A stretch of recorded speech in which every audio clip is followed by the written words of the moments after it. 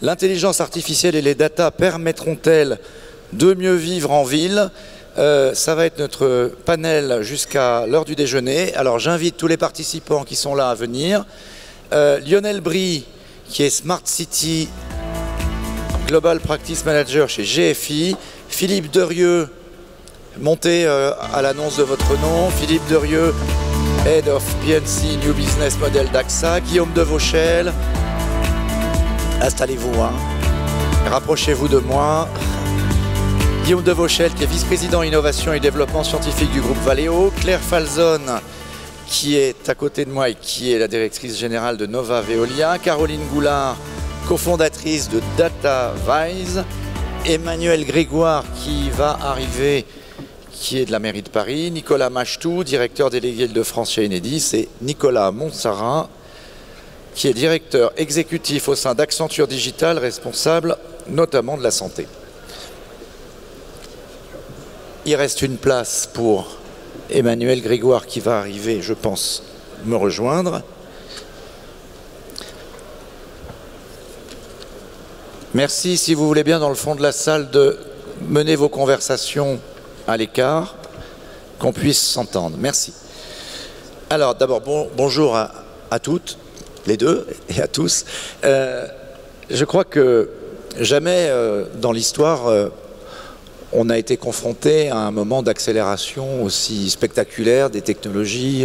Tout le monde s'interroge sur l'arrivée, quand va arriver la voiture autonome dans nos villes, puisqu'on parle de Smart City. Qu'est-ce qu'avec les data, justement, on va être capable de faire? Jusqu'où on va aller, à la fois pour moi, pour les entreprises, pour ma vie dans les villes, pour l'ensemble, pour mon travail, pour tous les métiers. Tout ça va être complètement transformé. Mais effectivement, le cadre de la ville, et c'est la raison de notre présence ici, pose vraiment une question. C'est-à-dire, la ville, c'est la question du vivre ensemble, c'est la question du mieux vivre. C'est ça, finalement, qui nous réunit tous, et c'est pour ça qu'on fait ces conférences Smart City. C'est pas seulement pour dire, c'est formidable, il va y avoir des objets technologiques partout, et on va tous avoir des gadgets. Non, l'objectif, et c'est pour ça qu'on a mis ensemble l'IA et les data, permettront-elles de mieux vivre en ville? Alors je ne reviens pas sur ce qu'a dit Jean-Louis Missica tout à l'heure, mais on en parlera évidemment. C'est un sujet politique aujourd'hui. C'est devenu un sujet politique. D'ailleurs, Cédric Villani, dans quelques minutes, à l'heure du déjeuner, va faire une conférence de presse où il va donner les premiers éléments d'appréciation de la mission qu'il conduit sur l'intelligence artificielle, qui est, je pense qu'on est à l'heure de la prise de conscience politique et de l'opinion sur ces changements.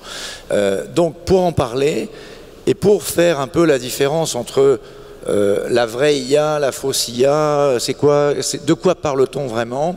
Je vais proposer peut-être à Guillaume Devauchel, qui est donc le directeur de l'innovation et de développement scientifique du groupe Valeo, qui, comme Cédric Villani, est un matheux, qui a travaillé et qui a appris les maths avec des règles à calcul, comme mon père, qui m'en a montré une. Moi, je suis incapable de savoir comment s'en servir, mais vous, oui. Donc, je voudrais proposer rapidement, mais quand même pour le faire, à Guillaume de nous donner quelques éléments d'appréciation de quoi on parle. Quand on parle d'intelligence artificielle, de data, c'est quoi? C'est de l'informatique surpuissante, c'est de la probabilité. De quoi parle-t-on? Alors, bonjour à toutes et à tous. Alors d'abord, l'intelligence artificielle, pourquoi c'est nécessaire? Je vais prendre juste une petite manœuvre simple, qui est une manœuvre de parking commandée à partir d'un smartphone. Donc la voiture fait quelques mètres pour avancer. Chez Valeo, ça représente 10 millions de lignes de code. Et chez notre client Mercedes, ça représente 56 000 pages de spécifications. Pour vous dire que pour faire 10 mètres, donc 56 000 pages de spécifications, ça fait 5 étages en hauteur si on imprime ça en format A4. Donc on voit bien qu'on ne peut pas continuer avec des méthodes déterministiques d'algorithmes traditionnels. L'intelligence artificielle permet en fait de prendre en compte des situations extrêmement complexes. C'est celles que nous vivons tous les jours quand nous conduisons. Alors, ce sont des maths, ce sont des probabilités, ça n'a rien d'intelligent au sens, je dirais, humain du terme. C'est un peu un terme impropre, mais c'est tellement complexe que ça nous paraît intelligent. Mais rappelez-vous que nos parents ou nos grands-parents pensait que l'électronique que nous vivons tous les jours, les ordinateurs étaient intelligents. On a tous compris que les ordinateurs n'étaient pas intelligents. Alors ça permet quoi? Est-ce que ça existe déjà? Oui, ça existe déjà. Je vais prendre un exemple tout simple. Aujourd'hui, pour ceux d'entre vous qui ont une voiture équipée de détection de panneaux, donc vous avez une caméra qui voit une image et qui va détecter un panneau. Et vous voyez que ce panneau va s'afficher, mais ce n'est pas le panneau que vous voyez, on ne découpe pas l'image que vous voyez, c'est un logo que vous envoyez. Ce qui veut dire qu'on a lu, par exemple, 50 km/h et on va afficher 50 km/h, même si le panneau est sale, même s'il y a une branche d'arbre dessus, etc. Et donc on devine, c'est le premier niveau d'intelligence artificielle. Après, c'est intéressant, mais ce n'est pas suffisant. Le deuxième niveau d'intelligence artificielle qu'on commence à mettre sur nos véhicules, c'est par exemple, vous voyez une balle, mais derrière le ballon, il y a probablement un enfant. Donc vous allez apprendre à votre véhicule à freiner, même s'il ne voit pas l'enfant qui va traverser. Un autre exemple d'intelligence artificielle qu'on a développé chez Valeo, c'est comment circuler en autonome sur le périphérique parisien. Exemple particulièrement dur, à cause des motos. En Stuttgart, ça serait plus facile, mais à Paris, il y a des motos. Évidemment, si à chaque fois qu'une moto s'intercale devant vous, vous faites un freinage d'urgence pour reconstituer la distance de sécurité, évidemment, ça va être très désagréable, voire dangereux, parce que la voiture derrière vous ne va pas comprendre votre manœuvre. Donc il va falloir habituer à votre véhicule aux conditions de circulation du périphérique parisien. Donc pour faire ça, il faut rouler, c'est ce qu'on appelle la vérité terrain. On apprend au véhicule à se conduire, à se comporter, et en fonction des décisions que l'algorithme prend, on va donner une pénalité plus ou moins grande. Et au fur et à mesure du temps, par apprentissage, en fait par essai-erreur, on va arriver à un algorithme confortable, puisque le véhicule autonome doit non seulement être sûr, mais confortable, acceptable par l'homme. Et là, on arrive à une dimension très nouvelle pour les ingénieurs, c'est que les produits qu'on conçoit doivent être non seulement sûrs, mais compréhensibles, acceptables, bien intégrés dans votre vie. Et ça va changer tout dans les conditions de circulation en ville. Je prends juste un petit exemple. Les véhicules redémarrent tous au feu rouge, comme s'il y avait un attelage virtuel, comme aujourd'hui les voitures d'un train, mais là il y a un attelage mécanique, et vous avez comme par miracle une suppression des embouteillages dans Paris. Si vous avez... Eh oui, parce qu'en fait les voitures redémarrent en accordéon, et ensuite la conduite de tout un chacun fait que vous précipitez au feu rouge pour freiner, pour redémarrer ensuite. Donc c'est tout sauf performant en termes. Donc la voiture autonome va faire disparaître les feux rouges, c'est ça que vous nous dites? Pardon? La voiture autonome va faire disparaître les feux rouges. Elle va s'arrêter au feu rouge, elle va comprendre que c'est un feu rouge. Est-ce qu'elle va les faire disparaître? Elle va s'arrêter, et puis en plus elle va le faire intelligemment, elle va dire oui, puisqu'avec un petit dialogue, elle va être connectée avec le feu rouge, elle va dire bah, tiens, dans 26 secondes, je passe au vert, donc plutôt elle va se laisser glisser et redémarrer sur sa lancée, ce qui sera mieux en manière de consommation énergétique, mais aussi en performance. Et toutes ces petites fonctions-là, on est en train de les développer. Alors ça nécessite une puissance de calcul absolument phénoménale, on parle en teraflops, en vingtaine ou 40 teraflops par voiture. C'est évidemment des millions de fois plus que la mission Apollo 13. Merci beaucoup Guillaume, on reviendra sur la voiture autonome tout à l'heure. Alors à quelles conditions, Lionel Brie, à quelles conditions la Smart City peut-elle être intelligente? Vous travaillez sur ces sujets chez GFI et on a beaucoup parlé de Smart City, mais là c'est vraiment la Smart City, ça va, ça marche? Technologique, dont on parle ce matin. Allez-y. Si on se recadre dans le contexte de la ville, il est important que ces technologies, que ces modèles, que ces algorithmes qui vont nous aider effectivement à gérer la multiplicité des informations qui sont disponibles aujourd'hui et qui le seront de plus en plus, il faut que ça puisse s'adapter à la capacité de traitement de l'humain qui va prendre des décisions derrière. Et si on prend le cas par exemple de la ville de Dijon qui a lancé un ambitieux programme de créer un poste de commandement intelligent connecté qui 24/24, 7/7 va réagir en temps réel à des dizaines d'informations qui vont lui arriver, de caméras, d'objets connectés, mais il va bien falloir qu'on l'aide dans sa tâche. Et donc c'est tout l'enjeu effectivement de ces algorithmes, de pouvoir automatiquement prédéterminer des alertes et de trouver le bon seuil de réglage de ces alertes, de façon à ce que ça soit ni trop ni trop peu, que l'opérateur qui les voit arriver ait confiance en ce qu'on lui dit, Et donc pour ça, il faut lui expliquer, et il faut surtout que l'ensemble, notamment, je pense à la ville de Dijon, je pense que l'ensemble des experts qui travaillent aujourd'hui autour des secours, du plan neige, de la circulation automobile, de la sécurité dans la ville, puissent déterminer avec eux quels sont les axes clés qui vont permettre de définir des règles efficaces.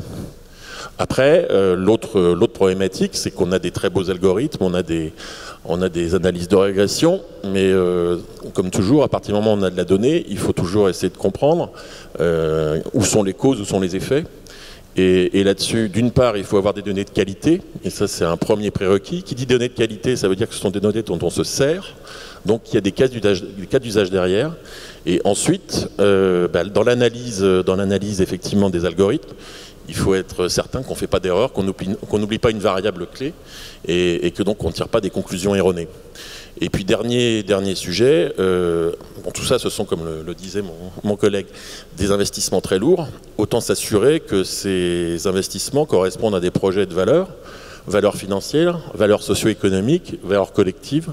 Et donc ça fait beaucoup de sens, à la fois pour l'acceptation du projet par la communauté, mais aussi tout simplement en termes d'efficacité, qu'on soit capable en permanence d'adosser ces projets, des analyses de la valeur dès le départ de ces projets, le suivi surtout du delivery de cette valeur. Merci beaucoup. Alors, on va parler beaucoup de data au cours de cette table ronde. Alors, Caroline Goulard, vous êtes la fondatrice de DataVise. Est-ce que d'abord, vous pouvez nous expliquer quelle est votre activité, qu'est-ce que c'est que cette start-up? Mais vous travaillez évidemment à partir des data, dans des travaux de visualisation, notamment des données. Qu'est-ce qu'on peut faire grâce aux données aujourd'hui qu'on ne pouvait pas faire hier grâce à la technologie? Bonjour. Alors effectivement, DataVise, on travaille sur les interactions entre les humains et les données, c'est-à-dire tous les points de contact aujourd'hui qui vont être entre des humains et des systèmes algorithmiques. Donc ça va être aussi bien le tableau de bord de la voiture autonome que des applications smartphones, tablettes, que des outils numériques pour travailler avec les données, utiliser les données, s'informer avec les données et en général comprendre les données, en particulier quand on n'est pas un expert des mathématiques, du code ou de l'ingénierie et qu'on a besoin d'une médiation pour s'approprier cette information qu'il y a dans les données. Donc voilà ce sur quoi on travaille chez DataVise. Et dans le contexte de la Smart City, c'est particulièrement intéressant parce qu'on a tendance à avoir une vision un petit peu technologiquement centrée de ces problématiques, alors que l'appropriation par les usagers, par les citoyens est extrêmement importante. Je vais prendre un cas type. Dans les nouveaux écoquartiers qu'on commence à construire, il y a souvent des dispositifs destinés à améliorer la facilité, l'optimisation de la consommation d'électricité avec des compteurs intelligents, avec des dispositifs type smart régulateur pour aider les gens avec une petite application de téléphone à prendre conscience de leur consommation électrique et à essayer de l'améliorer. Le problème, c'est que souvent, les retours d'utilisation de ce genre d'expérimentation, c'est des gens qui disent moi je suis pas électricien, c'est pas à moi de gérer l'électricité chez moi. Ou alors oh là là non, j'ai surtout pas ouvert, j'ai peur de tout dérégler dans mon panneau électrique, c'est pas pour moi.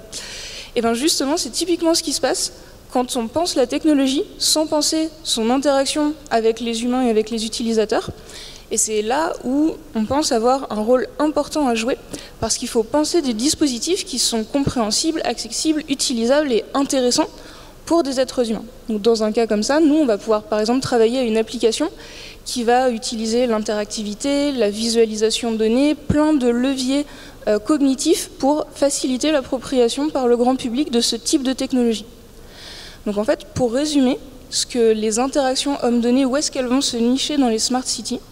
En général, on prend un peu 3 grands axes. Le premier, c'est ce qu'on appelle rendre visible l'invisible. Parce que tous ces capteurs et ces objets connectés qui génèrent des données, échangent des données, communiquent entre eux. Le danger, c'est que ça crée une sorte de paysage, de monde parallèle, où justement, voilà, il y a plein de systèmes informatiques, mais inaccessibles des humains. Rendre visible l'invisible, c'est rendre visible cette couche d'information qui est créée par ces capteurs et objets connectés pour permettre d'augmenter la connaissance humaine de la ville.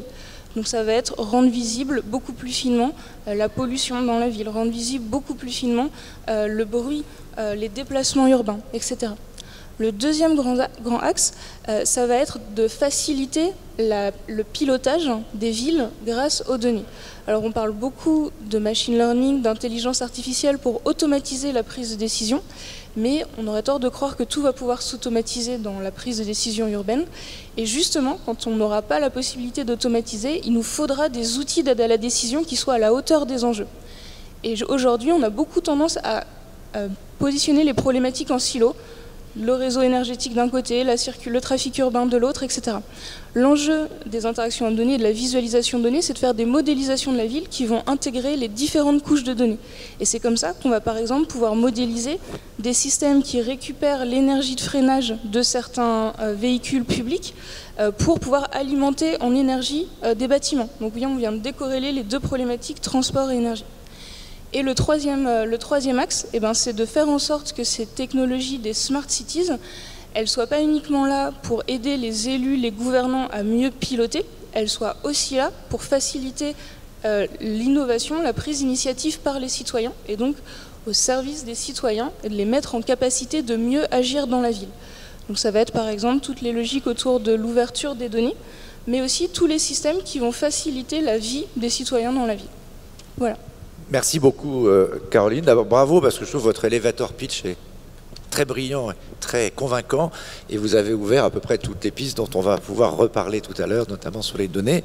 On va continuer le tour de table pour donner aussi quelques exemples. Et alors là, je vais me tourner vers Nicolas Montsarrat, qui est directeur santé et services publics chez Accenture Digital.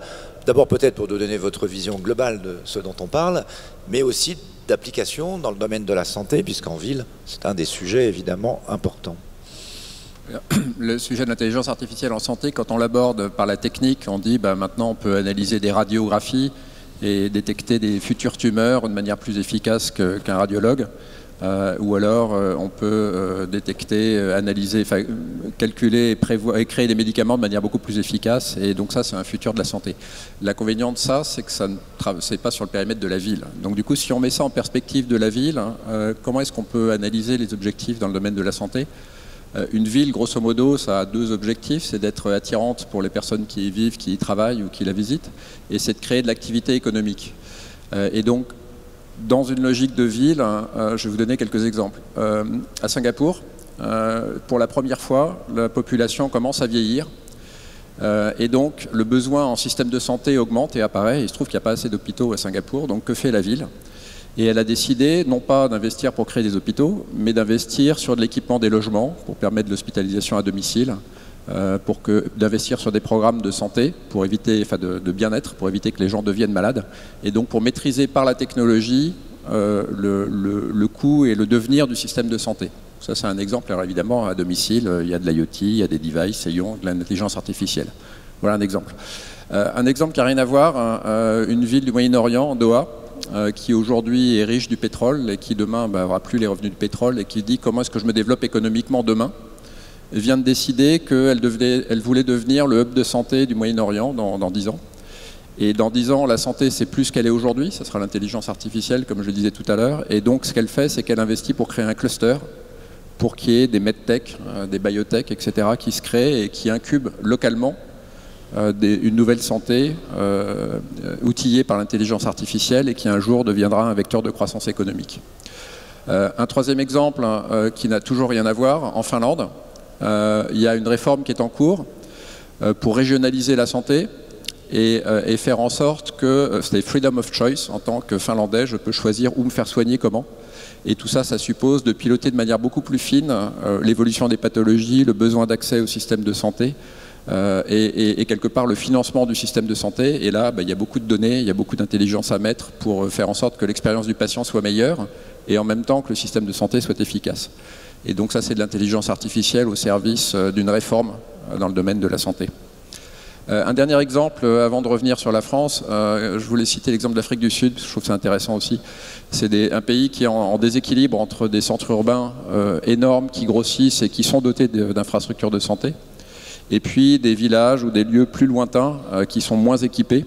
Et il y a un système de santé qui ne marche pas du tout, par exemple, parce que le transport médicalisé, les ambulances, sont utilisés alors qu'on n'a pas nécessairement besoin de les utiliser, et donc des gens qui en ont vraiment besoin n'ont pas accès, alors que d'autres sont suréquipés en solutions de santé.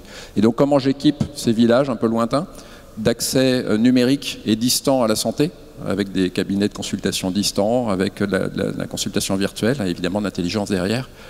Et donc c'est un sujet de rééquilibrage de l'offre de santé sur des régions, sur des territoires métropolitains, qui peuvent être outillés par l'intelligence artificielle et la technologie. Ramener en France, je termine dans une minute, une particularité, je pense, en Europe en tout cas, c'est la protection de la vie privée d'une part. Donc il faut être attentif aux données. À Singapour, c'est peut-être moins difficile, ou à Doha, c'est peut-être moins difficile. Et puis en même temps, il y a une gouvernance qui est compliquée entre la ville, la métropole, la région, les acteurs de santé. Attention, la santé, la prévention et le bien-être, c'est trois choses différentes. Donc moi, si je suis médecin, le fait que les gens ne viennent pas me voir, ça me concerne finalement assez peu. Donc c'est deux particularités européennes et françaises. Et donc dans ce contexte, que peut faire la ville? Plusieurs choses. Je pense qu'elle peut interagir avec le système de santé local, avec les hôpitaux, etc., sur ses domaines de compétences. Le transport de santé, on en a parlé tout à l'heure, l'accès à l'hôpital, permettre au personnel d'accéder plus facilement et travailler de manière plus souple, en étant outillé par les outils.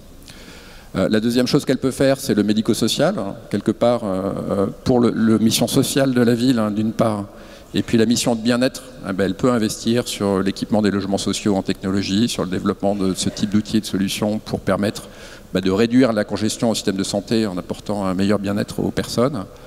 Après, l'avant-dernier, c'est que la ville, elle est productrice de données. Par exemple, capter des données de pollution ou de qualité de l'air, c'est assez facile.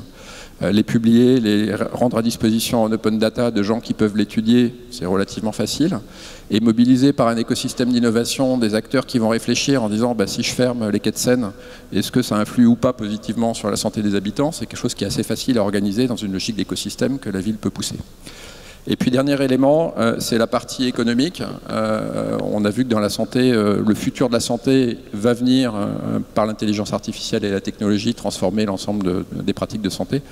Et donc quelque part se dire la santé c'est un thème important, et dans des entités comme Station F ou d'autres, on pousse des medtech, on pousse des biotech et on offre des débouchés. C'est une manière pour la ville de favoriser le développement de l'intelligence artificielle dans la santé.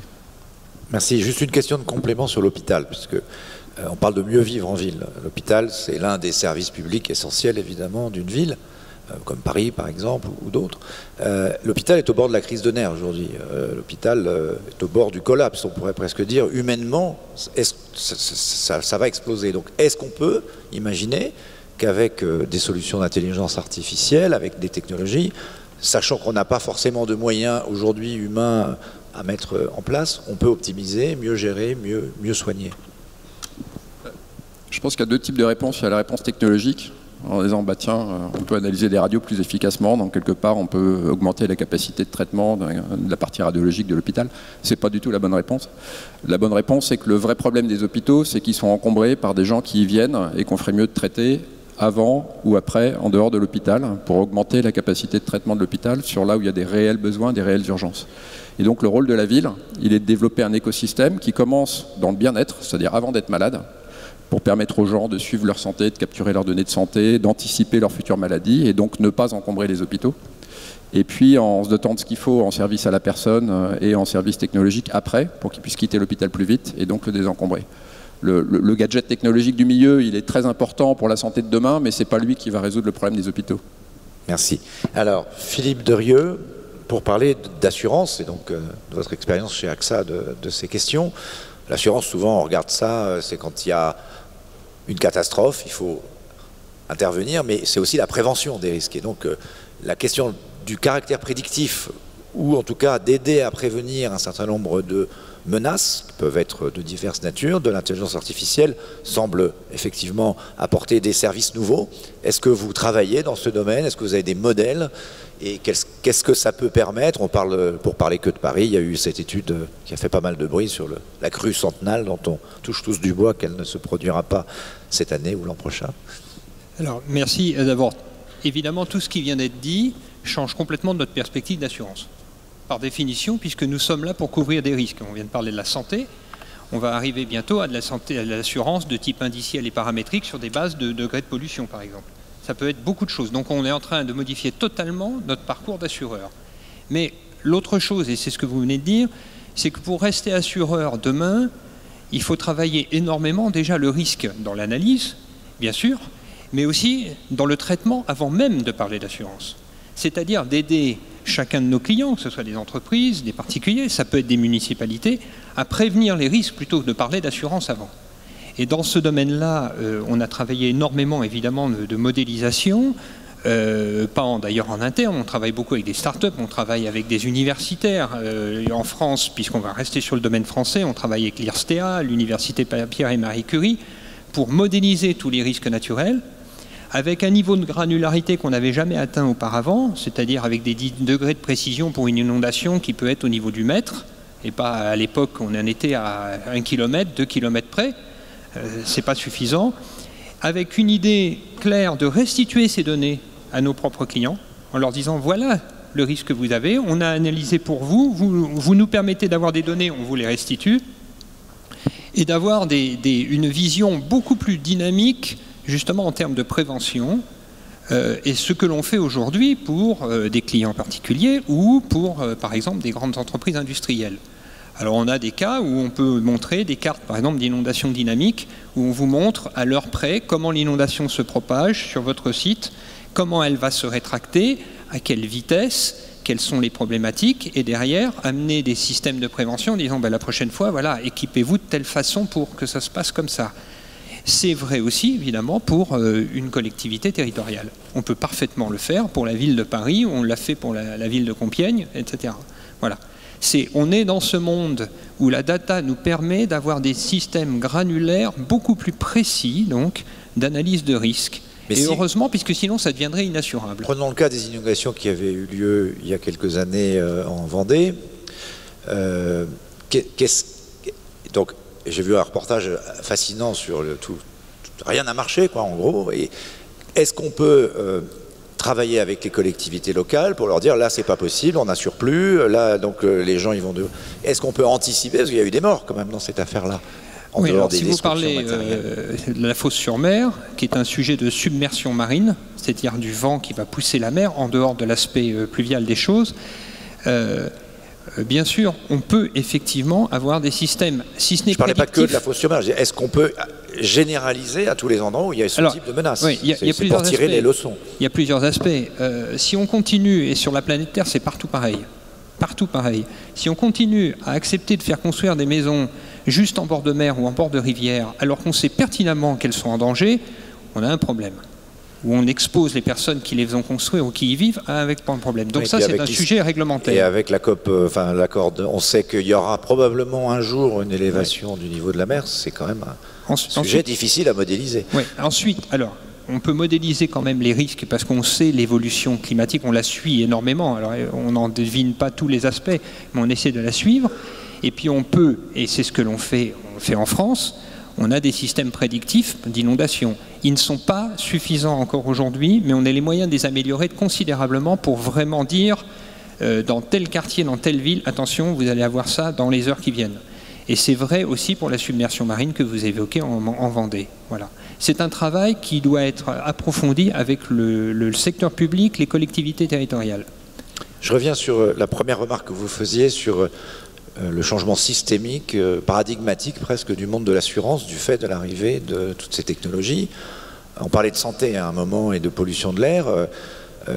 Un des soupçons qu'on peut avoir sur l'arrivée des datas, si elles ne sont pas bien protégées, c'est on va pouvoir savoir si quelqu'un a été fumeur, si quelqu'un a eu des comportements à risque, mais en même temps, dans la ville, aujourd'hui, il y a d'autres dangers. Il y a les particules fines, par exemple. Il y a énormément de choses. Donc, comment est-ce que vous appréhendez les problématiques de santé avec les données? La santé est un vrai sujet.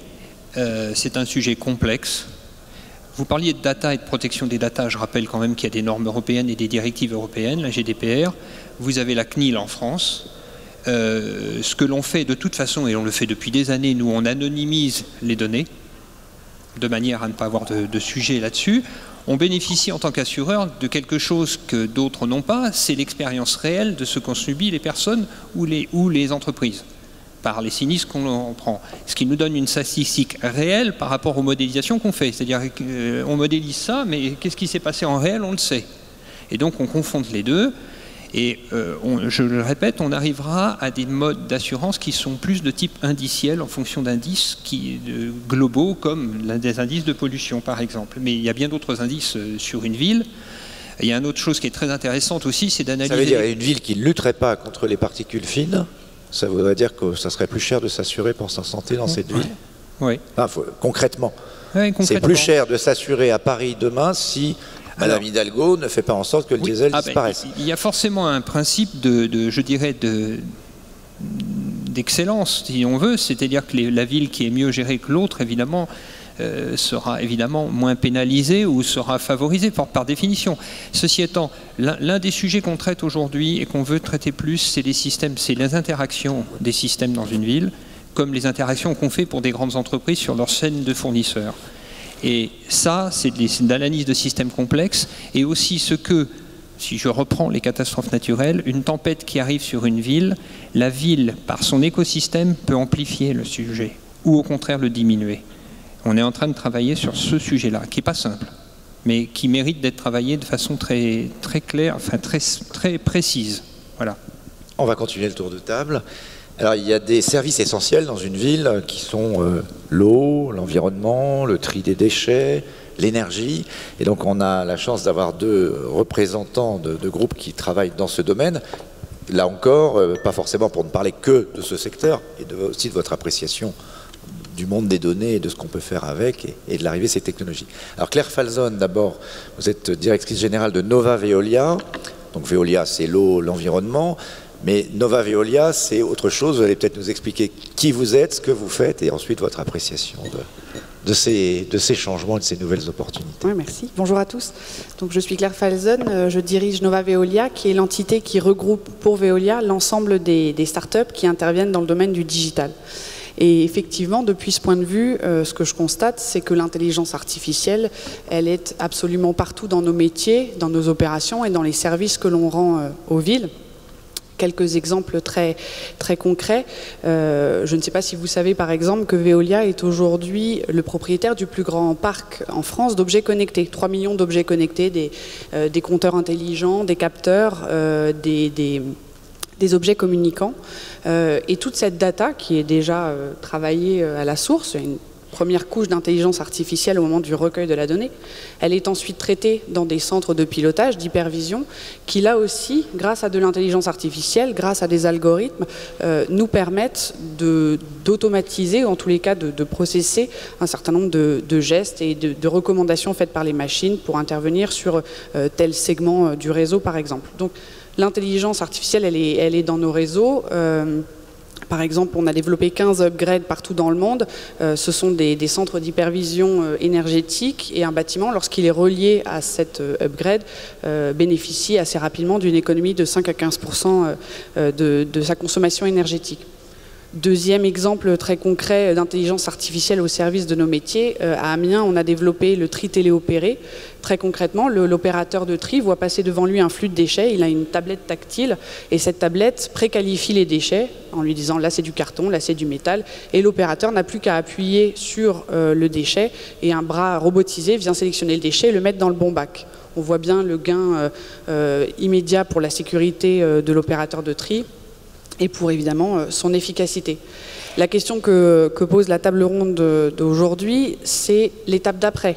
Comment est-ce qu'on fait quand tout d'un coup, ce flux de data issu de la ville devient incommensurable pour l'esprit humain, pour l'opérateur humain ou pour le décideur politique qui est maître d'œuvre des services à la ville. Chez Veolia, on se pose cette question depuis quelques temps. D'ailleurs, il n'y a pas de hasard, le prochain numéro de la revue Fax, qui est la revue de notre institut de prospective, est consacré à ce sujet. En avant-première, j'ai pu voir quelques interventions, et celle qui m'a plus particulièrement frappée, c'est celle de Roland Ries, le maire de Strasbourg, qui voit aujourd'hui autour de la data coexister plusieurs dynamiques. Une dynamique collaborative, inspirée de l'économie sociale et solidaire, qui a vocation à rapprocher les gens, utiliser la data pour créer de nouveaux liens entre les individus et les habitants des villes. Et puis une autre approche, davantage mercantile, qui a pour objectif de collecter cette data et puis de proposer de nouveaux services, que ce soit de prédiction de consommation ou de publicité. Et ce que lui identifie, c'est une troisième voie autour des services publics qui vont générer de la data, de façon exponentielle, et la question des usages que l'on fera de cette data. Et pour nous, il nous semble absolument clé que les villes aujourd'hui doivent se doter d'une stratégie en matière de data pour véritablement mettre les services publics au service de leurs habitants et rendre la ville aux habitants. Je prends un exemple très concret, on a beaucoup parlé de transport. Aujourd'hui, certains d'entre vous, pour venir ici, ont peut-être utilisé un navigateur automobile pour éviter les bouchons. Vous avez eu un service gratuit, et puis en échange, vous avez laissé de la data ou vous avez accepté de la publicité. Demain, les villes dans lesquelles vous circulez vont peut-être accepter de transmettre à l'opérateur derrière ce navigateur gratuit de la donnée issue des réseaux publics, que ce soit de la donnée sur la vidéosurveillance, que ce soit de la donnée sur les transports publics. Peut-être même qu'un jour, elles accepteront, ces villes, de laisser à ces opérateurs le soin de contrôler les feux rouges pour améliorer le trafic. Ce jour-là, au moment où vous quittez votre appartement pour aller voir vos parents, qu'est-ce qui vous dira que votre trajet aura été aussi bien optimisé que celui de votre voisin qui a rentré, par exemple, l'information qu'il voulait aller au grand magasin? Rien ne le dit. Donc l'idée, c'est pas de se faire peur, c'est juste de se rendre compte que dans le chemin qui nous emmène vers cette réalité-là, il y a un certain nombre de décisions à prendre, des modèles à tester. Nous, en tous les cas, on teste des modèles humains. On essaye.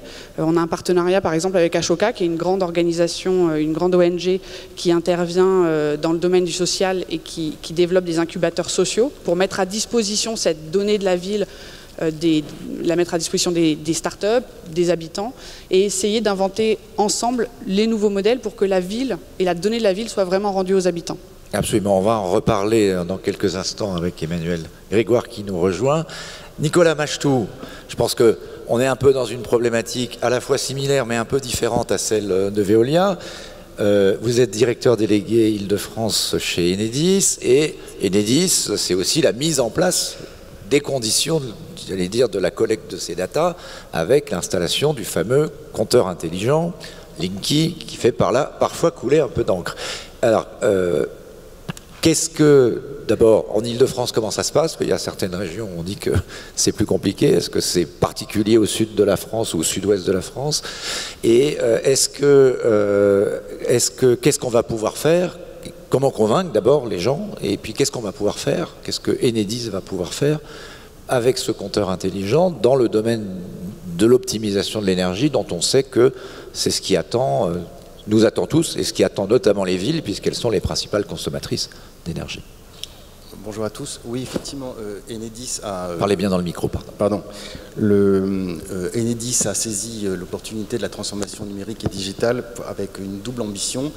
La première, c'est de mettre au point un compteur qui est dit communicant avant d'être intelligent, qui doit lui permettre de produire de la donnée et de bien comprendre exactement tous les flux d'électricité qui circulent, que ce soit pour votre consommation, mais également pour votre production d'énergie renouvelable, et qui doit permettre de déployer dans tous les foyers un nouvel appareil de production de données. Linky, je vous rappelle qu'aujourd'hui on récolte vos données 2 fois par an avec votre compteur. Linky, ça doit permettre de compter toutes les 30 minutes sa consommation d'électricité ainsi que son niveau de production. Il y a dans l'Île-de-France, en France, on a déjà déployé 7 millions de compteurs, dont 1 million en Île-de-France. Le déploiement des compteurs Linky doit se terminer en 2021. Les 35 millions de compteurs seront déployés en 2021, et ça va être la première brique évidemment pour nous de ce qu'on a appelé la Smart City pour l'optimisation de toute une série d'outils d'autoconsommation de la production d'énergie renouvelable ou d'efficacité énergétique. La seconde chose, la seconde ambition qu'a saisi Enedis, c'est l'open data, c'est-à-dire Enedis récolte aujourd'hui 3 milliards, il stocke 3 milliards de données de consommation de l'énergie, et c'est de mettre à la disposition du plus grand nombre toute une série de toutes vos données de consommation et de production qui sont agrégées, qui sont anonymisées, qui sont accessibles sur le site internet d'Enedis, de telle façon à ce que toutes les parties prenantes, c'est-à-dire des créateurs de start-up, des créateurs de nouveaux services, puisse visualiser, avoir une intelligence beaucoup plus précise de la consommation d'un groupe de population sur un périmètre donné, que ce soit à la taille de la France évidemment, mais également d'une ville, d'un quartier, d'un pâté de maison, de façon très précise, que ce soit les entreprises ou des ménages, etc. À quoi tout ça, ça va servir? Au fond, Enedis, c'est une forme de tiers de confiance dans le système, c'est-à-dire qu'on est une forme de plateforme.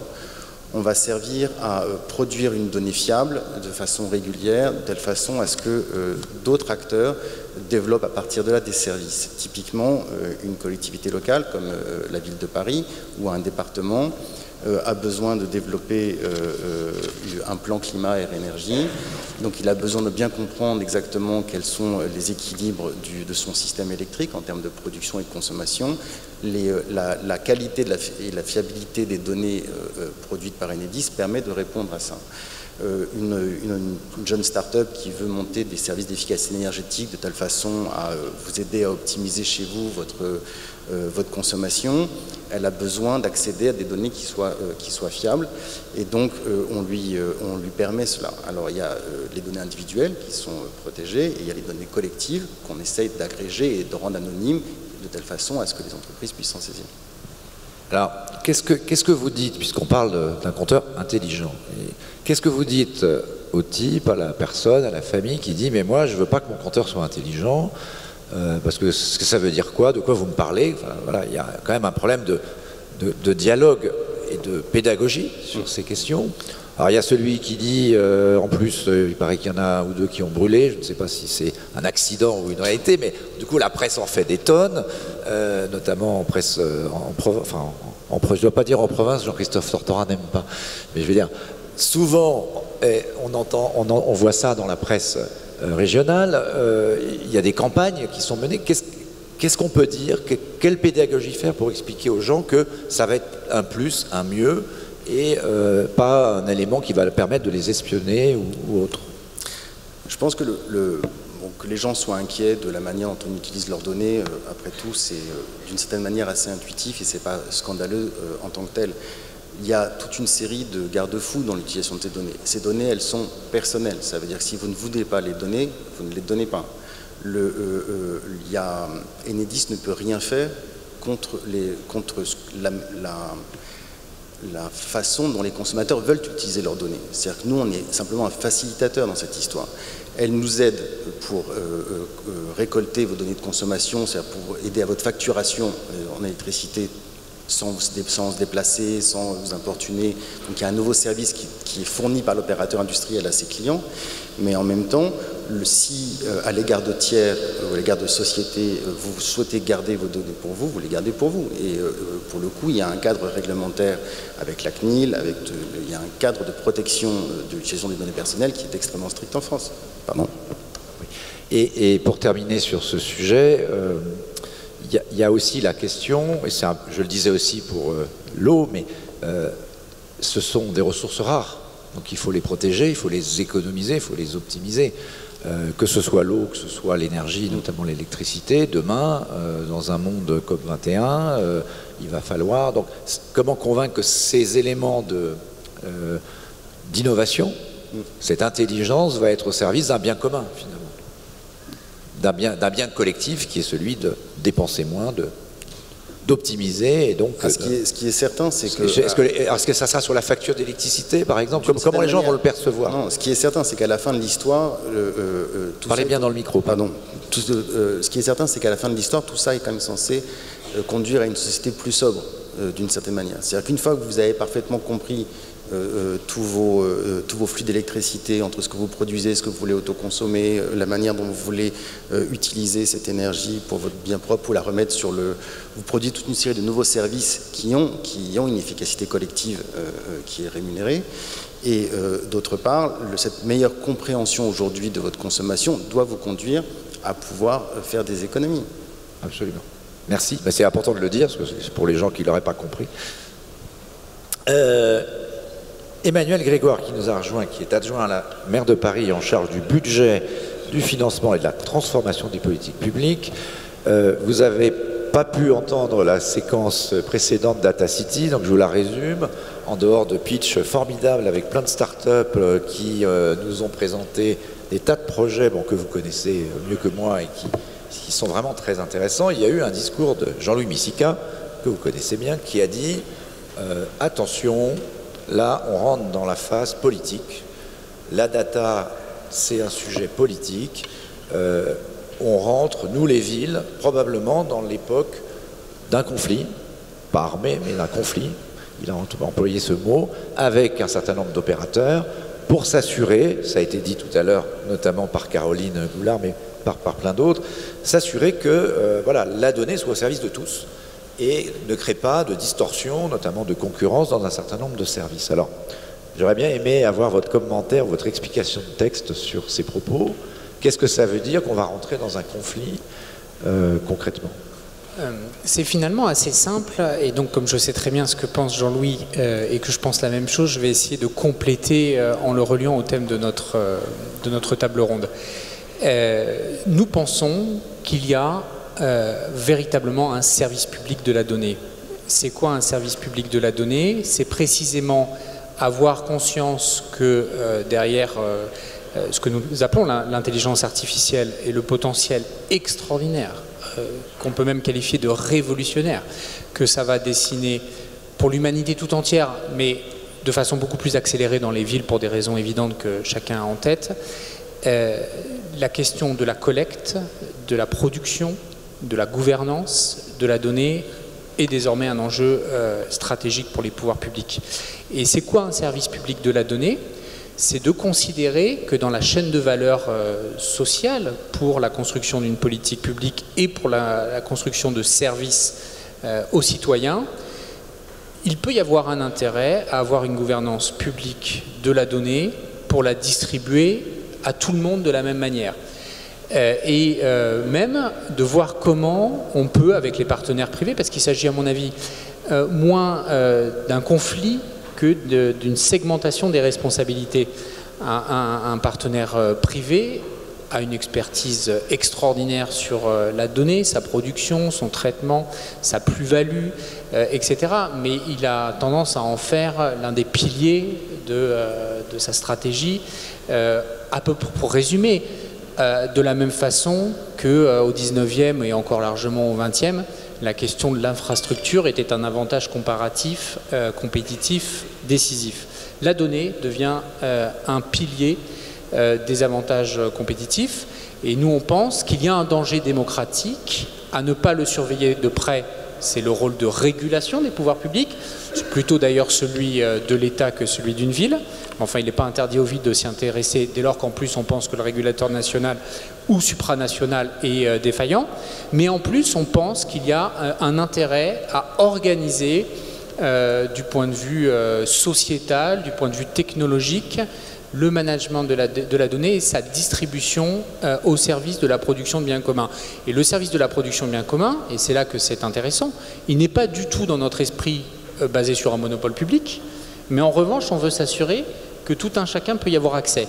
Et il y a derrière des enjeux très complexes que chacun a en tête, de transparence, des enjeux démocratiques, de libre concurrence, parce que l'enjeu est bien là de stimuler la concurrence et d'empêcher un peu les formes de monopole.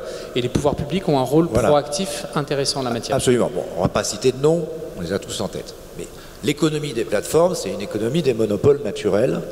On le voit bien, et c'est leur tendance. Et ça va même un cran plus loin, parce qu'avec l'intelligence artificielle, c'est une économie des monopoles naturels sans travail humain. Donc demain, c'est des voitures autonomes, on va venir avec Guillaume de Vauchel, c'est des voitures autonomes sans conducteur, et si on étend, on peut avoir une vision assez dystopique de la ville. Donc, sans dire que ce conflit cible tel ou tel, est-ce qu'on peut dire que... comment dirais-je, à un moment donné, il faut qu'il y ait un gendarme et que c'est le maire qui, quelque part, peut exprimer, parce que c'est un grand ensemble, et la ville est faite de ce grand ensemble et d'un vivre ensemble, comme je le disais au début. Donc il est légitime à dire, attention, la donnée doit être au service de tous. Absolument, et je crois que vous prenez l'exemple le plus parlant pour l'opinion publique, qui est la question des mobilités. un opérateur de transport ferroviaire ou de métro ou de véhicules individuels ou partagés à 4 roues, il va avoir un modèle économique spécifique. Et donc, lui, son sujet va être que ses clients utilisent de plus en plus son service. Et en fait, c'est un peu plus compliqué que ça d'ailleurs, parce qu'aujourd'hui, tous les grands opérateurs de transport commencent à avoir des réflexions d'évolution de business model sur le service et pas uniquement sur le mode de transport qui est leur core business historique. En revanche, nous, notre sujet, notre clé d'entrée est tout simplement pas la même. Notre clé d'entrée, c'est la mobilité des citoyens. Et la mobilité des citoyens, c'est à pied, à vélo, en fauteuil roulant, avec une canne, en métro, en avion, etc. Et donc, l'objectif des politiques publiques de mobilité, c'est de faciliter, d'accélérer le progrès technologique. Et il y a 2 enjeux en la matière. Il y a d'une part l'accès à l'innovation, c'est que ne créons pas de la norme dont l'objectif ne serait que de limiter l'innovation, y compris parfois au détriment d'une entreprise unique. C'est pas grave si c'est une entreprise unique dès lors que ça contribue au progrès pour les usagers. En revanche, faisons en sorte de mettre en place des verrous normatif. Nous, c'est pas notre compétence, la ville, on n'a pas de pouvoir législatif et réglementaire, enfin, de façon assez limitée, très encadrée, mais de contribuer à tout ce qui peut aider l'écosystème des mobilités, qui soit d'ailleurs à vocation lucrative ou non lucrative, à partager les informations avec la clé d'entrée qui est celui de l'usager et des citoyens en général. Guillaume de Vauchel, vous disiez tout à l'heure la voiture autonome va arriver, mais là je voudrais rebondir d'abord, avant que vous nous reparliez de voiture autonome, sur la data. Ça va être, il y a une ruée vers l'or, c'est la nouvelle ruée vers l'or, c'est la ruée vers la data. Un certain nombre de gens pensent qu'avec la data, c'est finalement le carburant du 21e siècle. Mais tout le monde ne va pas gagner dans cette recherche. Donc, comme dans toute ruée vers l'or, il y a les mineurs, et tous les mineurs ne gagnent pas le jackpot. Je pense très sincèrement qu'on exagère l'importance de la data, qui va devenir, vraiment je supporte ce qui vient d'être dit, quelque part un bien public. Et tous ceux qui vont essayer de s'accaparer cette data vont forcément tôt ou tard rencontrer des difficultés énormes. Pour moi, le plus important, derrière la data, il y a les nouveaux usages. Et c'est exactement ces nouveaux usages, tels que vous l'avez parfaitement indiqué, sur comment rendre ça commode, pratique, confortable, etc., qui vont faire le succès. Et ensuite, les gens vont accepter, plus ou moins en fonction de ce confort, utiliser leur data personnelle pour tel ou tel sujet. Je reprends l'exemple de l'énergie. Est-ce que vous acceptez de lier la batterie de votre véhicule électrique avec le réseau ? Et on voit bien que si vous acceptez, la performance de recharge sera complètement différente. Donc on voit bien que cette gestion de ressources va être très différente en fonction de ce que vous acceptez. Et pour moi, le plus important aujourd'hui, c'est d'essayer de créer ensemble ces nouveaux usages. Ça, je pense que ça se prédit pas. La technologie au service d'un bien social, d'un partage, d'un projet, j'allais dire, social. Absolument. De société. Absolument. Et je pense que ça n'appartient pas à une société en particulier, une industrie en particulier, mais ça, c'est un bien collectif. Et c'est là où, dans ces essais, on appelle ça maintenant POC, Proof of Concept, ou Proof of Value, c'est vraiment à travailler ensemble en faisant des expériences, en les mettant pratiquement sur le terrain, qu'on va découvrir ces nouvelles fonctionnalités. Et pour moi, ça, c'est vraiment très important. L'autopartage, on en parle beaucoup. Le fait d'avoir un tiers de confiance, je ne vais pas citer une célèbre start-up qui a fait ce tiers de confiance, qui a rajeuni complètement l'autostop. On voit bien que simplement être capable de déléguer les clés d'une voiture sur un smartphone, ça va beaucoup aider. Et donc essayons de lier tous les sujets qu'on a évoqués ensemble, tous ensemble, en faisant des tests grandeur nature. Je pense que l'avenir, quelque part, ne se subit pas, il s'écrit. Et le bon exemple, c'est, je pense que si on avait eu cette même réunion en 2000, en parlant des télécommunications et du téléphone mobile à l'époque, personne n'aurait imaginé l'usage du smartphone tel qu'il est aujourd'hui en 2000. Et je pense qu'en matière de mobilité, personne n'envisage l'usage, je dis de la voiture, mais c'est aussi les transports publics, de demain, de 2040 si vous voulez, avec nos yeux d'aujourd'hui. Il faut changer ce regard-là.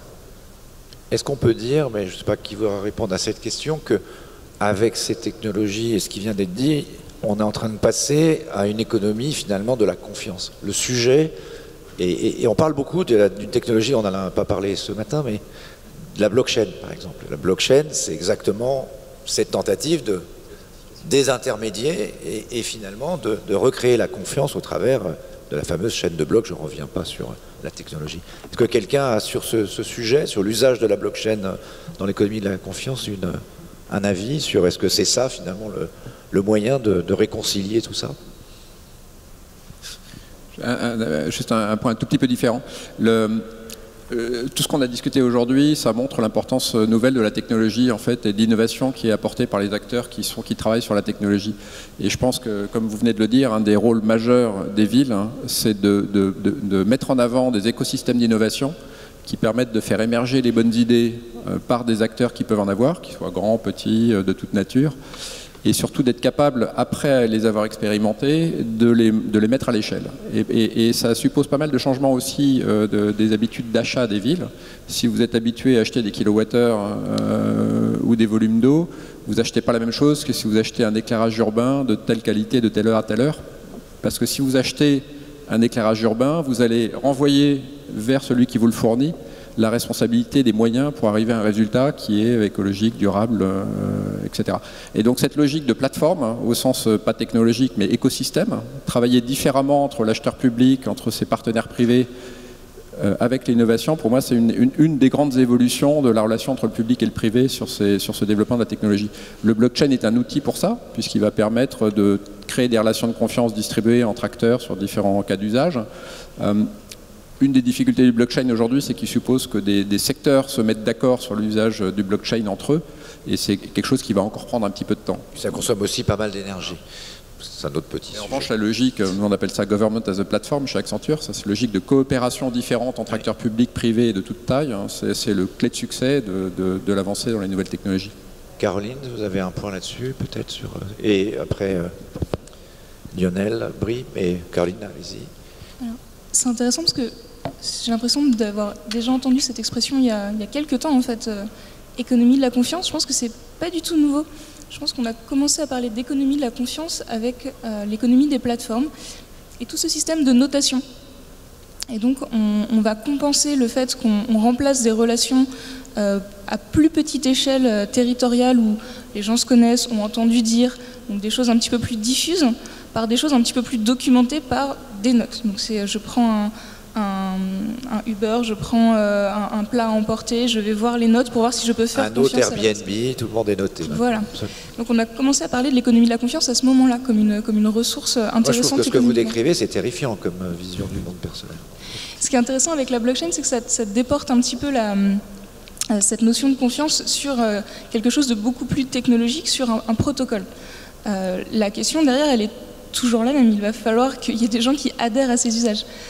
La blockchain est un système technologique qui est très intéressant à partir du moment où il est utilisé. Ça reste un dispositif technologique. S'il n'y a pas les usages derrière, ça changera économiquement pas grand-chose. Pour l'instant, il sert juste à faire monter le Bitcoin à plus de 10 000 $ ce matin. Et sans doute à 5 000 dans 3 mois, enfin, je ne sais pas. Sur la partie confiance, c'est certain qu'il y a déjà aujourd'hui des villes qui traitent ce sujet.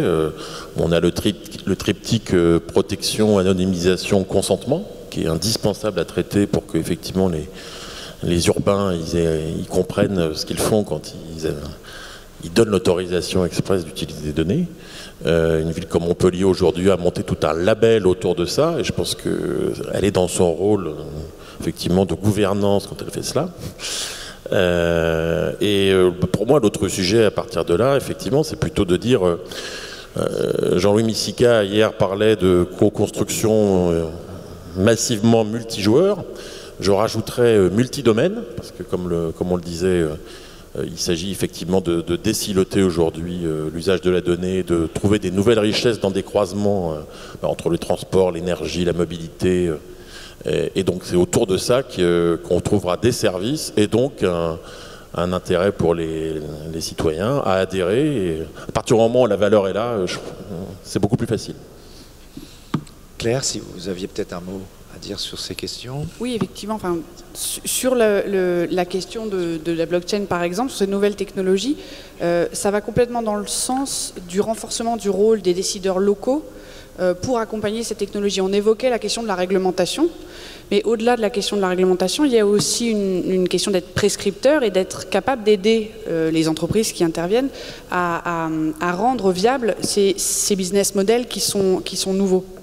Dans les appels d'offres, par exemple, avoir, comme on l'a aujourd'hui, des clauses qui s'interrogent sur l'impact environnemental et social d'un marché, c'est évidemment essentiel. Peut-être que demain, sur un certain nombre de marchés publics, la question de et la data qui va sortir du service que vous allez rendre, qu'est-ce que vous allez en faire, comment est-ce que vous la rendez à la collectivité. Donc, je pense que cette question nouvelle du rôle des élus, elle est absolument essentielle parce que non seulement ils sont absolument légitimes et je pense les mieux placés pour dresser une espèce de chemin sur qu'est-ce qu'on veut faire de la data, mais plus encore, demain ce sera leur légitimité qui sera questionnée. Si un élu ne se positionne pas, si un élu accepte de dire je mets cette data à disposition d'une entreprise gratuitement parce que quelque part le service gratuit qui en ressort peut servir mes citoyens ou en tous les cas je laisse faire, ce n'est pas sûr que les électeurs ou les administrés apprécieront complètement cette politique. Donc on rentre complètement dans un enjeu où aujourd'hui la légitimité à agir est complètement là et demain ça peut même devenir un risque politique fort. Emmanuel Grégoire, sous les yeux de Jean-Louis Missica qui nous a rejoint, grand plaisir. Je tremble. J'aime beaucoup la blockchain, pourquoi? Parce que je trouve que c'est un bon exemple des turpitudes de notre temps. En quelques mots rapides, une emphase médiatique qui, à mon sens, dépasse un peu la preuve de concept à ce stade. C'est-à-dire qu'il n'y a pas un colloque sans un atelier blockchain, voire même une majorité. C'est un peu comme l'intelligence artificielle. C'est un peu comme l'intelligence artificielle, absolument. Deux, ça ne parle pas du tout aux citoyens, soyons très honnêtes. La blockchain, il n'y a pas un citoyen qui m'interpelle sur la blockchain quand je le croise. Trois, ça traduit d'un point de vue technologique une forme libertarienne, j'allais dire. Enfin, en tout cas, de petits jeux de contournement, notamment des régulateurs, des autorités, etc. Et 4, de façon plus positive, c'est un champ exceptionnel de développement et je prendrai un exemple sur lequel ça pourrait nous aider, qui est un de mes dadas, plus d'ailleurs citoyen que technologique, qui est la question de l'identité numérique. Dans les fonctions historiques régaliennes des États, on a toujours considéré que la question de valider l'identité d'un individu était une fonction éminemment régalienne. Et d'ailleurs, on a rarement mis en cause ce monopole dans l'histoire et encore aujourd'hui. Et il se trouve que sur le champ de l'identité numérique, pour le coup, les États ont disparu et essayent très péniblement de reprendre la main. Je prends un exemple parmi tant d'autres, France Connect, que nous soutenons beaucoup, a vraiment du mal à s'installer. Et pour le coup, je pense que la blockchain est d'un point de vue technologique quelque chose d'extrêmement intéressant pour la question de la validation des identités numériques, notamment qui permettrait de durcir un tout petit peu l'encadrement du darknet et des échanges numériques, enfin des échanges financiers numériques. Et donc nous, on travaille là-dessus, sur la blockchain.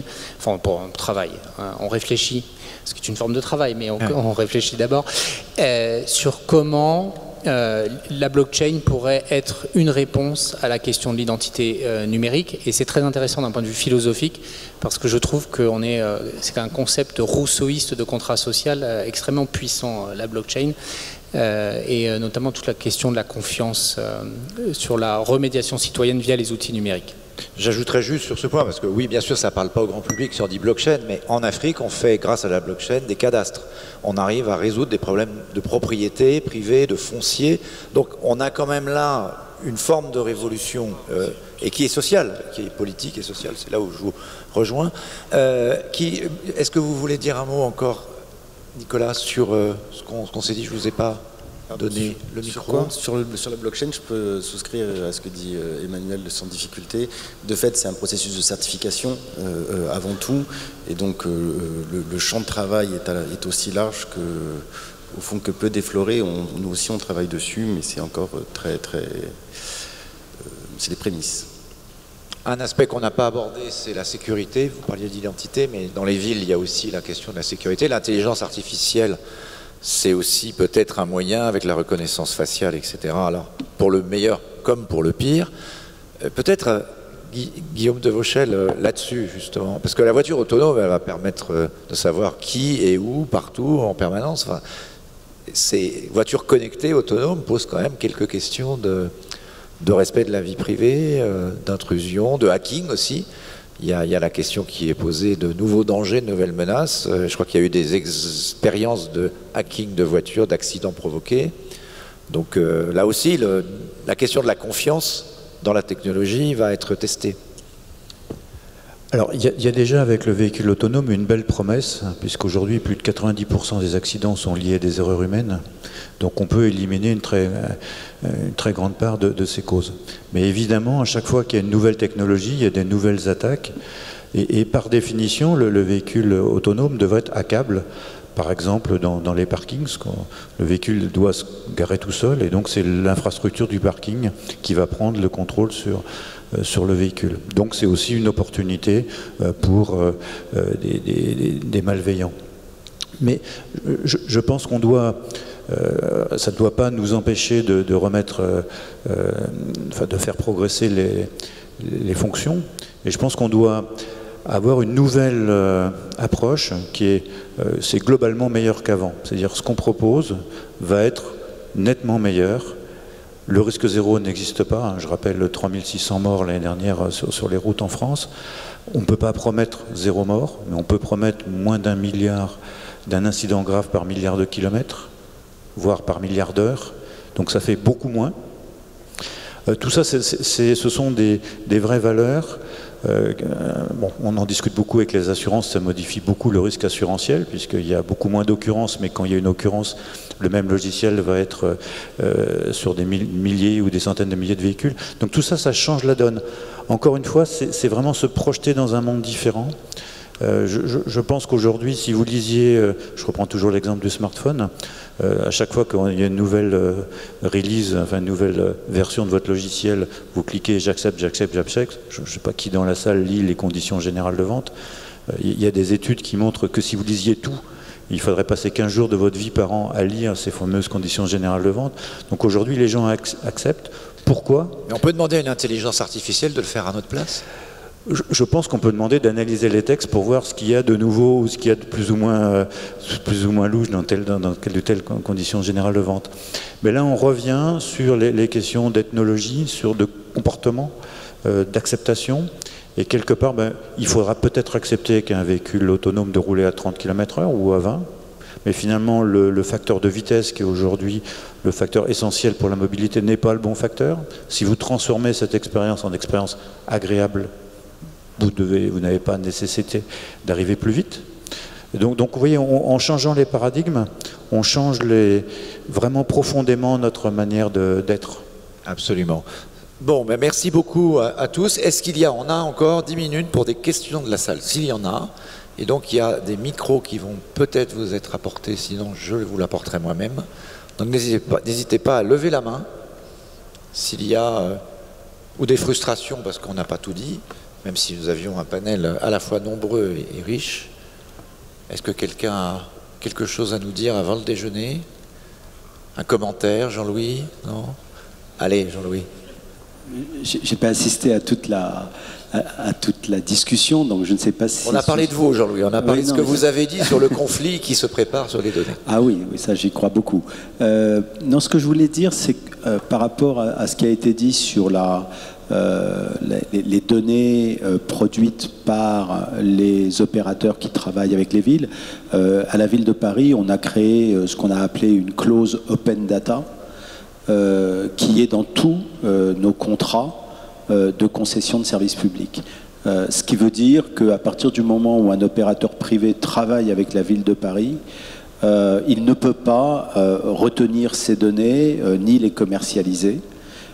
Il est contraint, si j'ose dire, de les mettre à disposition, d'abord bien sûr de la ville, mais aussi du grand public, sauf s'il y a des questions de sécurité et de données personnelles.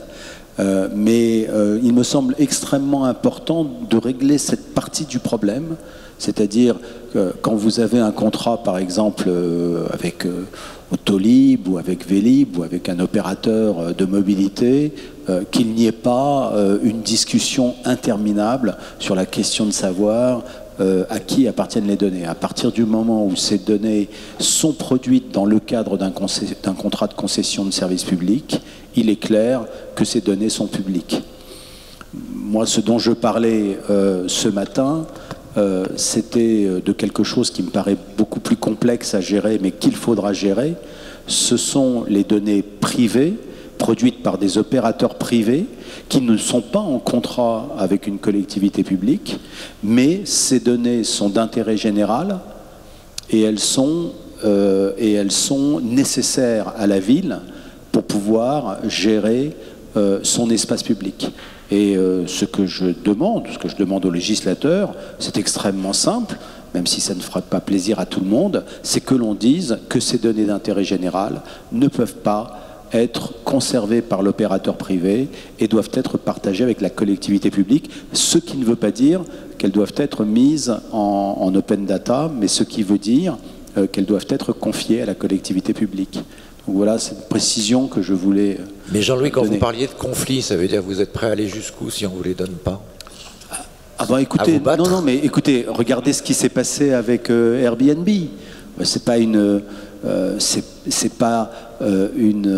révélation que de dire que nous avons tenté de trouver des solutions d'autorégulation avant de nous tourner vers le législateur pour mettre en place cette procédure de déclaration par les loueurs.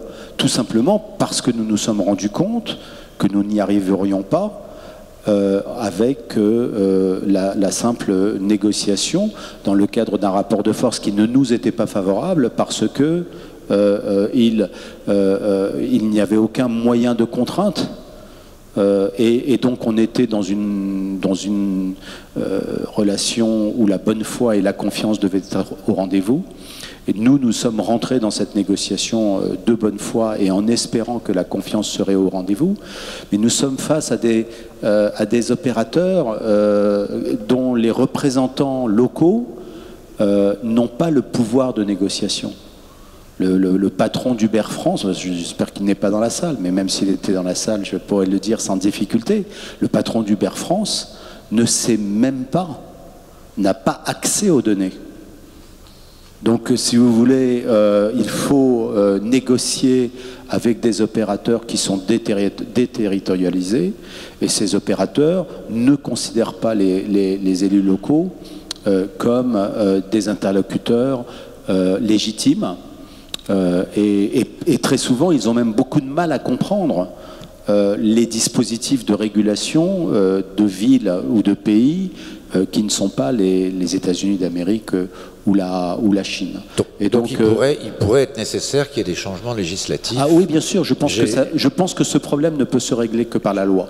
Voilà. Je ne vois pas d'autres solutions. Absolument. Deux bonnes nouvelles. Cédric Villani, qui fera une conférence de presse, je le disais tout à l'heure, sur où est-ce qu'il en est sur l'intelligence artificielle, aborde, je crois, ces questions. Bruno Bonnel, que j'ai entendu il n'y a pas longtemps aussi, élu député, qui vient de ce monde des technologies, dit qu'il va falloir qu'on s'attaque à ce sujet des données. Alors je ne sais pas si vous les avez vus, j'imagine.